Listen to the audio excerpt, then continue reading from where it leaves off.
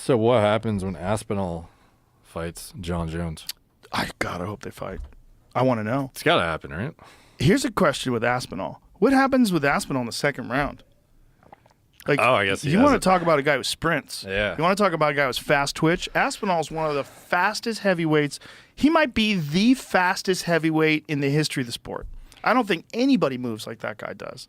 At a 250-plus pound frame, his movement's fucking extraordinary. And that's something you have to deal with. Like, that is a crazy ability. Like, his ability to move, like the way he moves, is so much different than everybody else in the sport. Like, Google... Let's come up with a good Aspinall fight.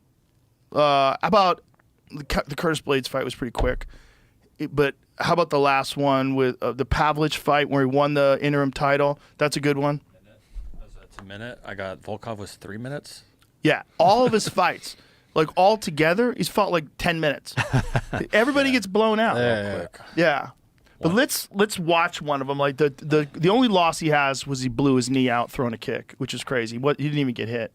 He threw a round kick and his ACL exploded. So let's see Marcin Tybura. That's a good one. He's so fucking fast, dude. The Andrei Arlovsky fight, you can see that's pretty fast too. We'll put the Tybura one. It's the left-hand side. Go above that to the left. Right there. Click on that. No, but it's going to be a Just click on it. I can't control this. That's fine. That's fine. I just want to show his movement. Look how fast he moves in. I mean, that guy's so fucking fast. Yeah. He moves like a 175-pounder. He doesn't move like a 250-pound guy. Look how quickly he closes the distance, man. His hand speed and full range of skills. Incredible stand-up, knocks guys out with one punch, black belt in jiu-jitsu, really good wrestler. His everything, and he's young. So what's your prediction if it happens? It's hard to bet against Jon. It's hard to bet against Jon. But Jon's not a real heavyweight. Yeah. Jon could make light heavyweight, 100%. He weighs 230 right now, maybe a little less than 230. There's no doubt in my mind that if Jon just changed his diet and went back, he hasn't put that much mass on that you would say 205 is out of reach. No, it's fluffy weight. Yeah. A lot of it, too. Yeah, I mean, look, he had always had the reputation of fucking all the heavyweights up at Jackson Winklejohn. Always. Everybody said, like, when Brendan went down and trained with him, Brendan was a heavyweight, Brendan Schaub, he's like, he fucked me up. He goes, dude, I was like top 10 in the world as a heavyweight. I thought I was the shit. He fucked me up. He goes, he beat my ass. And he goes, he beat everybody else's ass, too. All the other heavyweights, ragdoll dudes way bigger than him. He's just a freak. His wingspan is like how much longer than his height, though, too. It's crazy. Like, yeah, it's insane. Crazy reach and also just skillful. Yeah. His skills are so rock solid in every way, shape, or form. His stand-up, his submissions, he's crazy strong. He's got just an insane mind for fighting. And would he blow out Pereira, you think, where it's not even a worthwhile? The problem is the ground. Jon's so much better on the ground, like worlds better, you know, and it takes so long to get really good on the ground. And we've seen Pereira get in trouble with guys on the ground that are nowhere near Jon's level. Nowhere near. Jon dominates everybody. He took down Daniel Cormier. Daniel Cormier is an Olympic wrestler. I mean, he's a fucking phenomenal wrestler. And Jon took him down.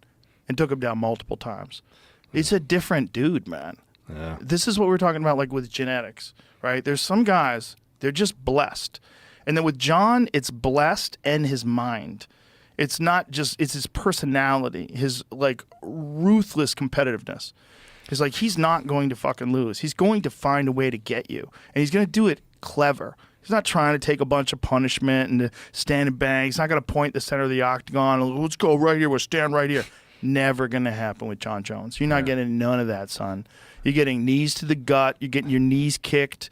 You're getting fucking just laced up with elbows where your fucking head's bleeding. He's going to slowly dismantle you and find a way to submit you or punish you, beat you to death on the ground. But can he do that with a guy like Aspinall, who's a legit 255-pound natural who moves like he's 80 pounds lighter? He's a freak, man. Yeah. Aspinall's a freak.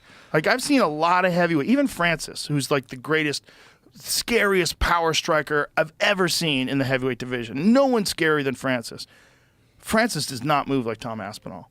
Tom Aspinall is significantly faster than every other heavyweight. That's a real problem. But Jon has been used to fighting guys like Alexander Gustafsson, guys who are really fast at light heavyweight. So the speed is not going to be as much of an adjustment. Like, Jon's used to really fast people. He fought Lyoto Machida when Machida was in his prime. Right. Machida was a lightning bolt, man. And he caught Jon a bunch of times. But then there's the thing of getting caught by Lyoto Machida is not like getting caught by 255-pound Tom Aspinall. It's pretty crazy being at the top of the sport for like 2 eras, essentially. There's no one like him. Yeah, like when I was like a fucking teenager watching UFC, it was like Lyoto versus him. You have like Mauricio Shogun Rua fights, and he's 14 years at the top. Yeah. 14 years, and they're debating whether or not he's the pound-for-pound best fighter alive right now. Islam Makhachev currently holds that standing, and I think that is voted amongst experts. I think that's what it, air quotes, experts. Yeah. Some of these guys don't know jack shit. There's guys who vote on this that literally have never rolled a day in their life, and that's a fact. But The meme's pretty funny, though, where it's like every time Dana says Jon Jones is the best, and they'll put it in front of like, it'll be like, I don't know, some obscene scenario. It'll be like somebody getting a terminal illness diagnosis or something, and then Dana White comes in, he's like, but Jon Jones is the best fucking fighter of all time.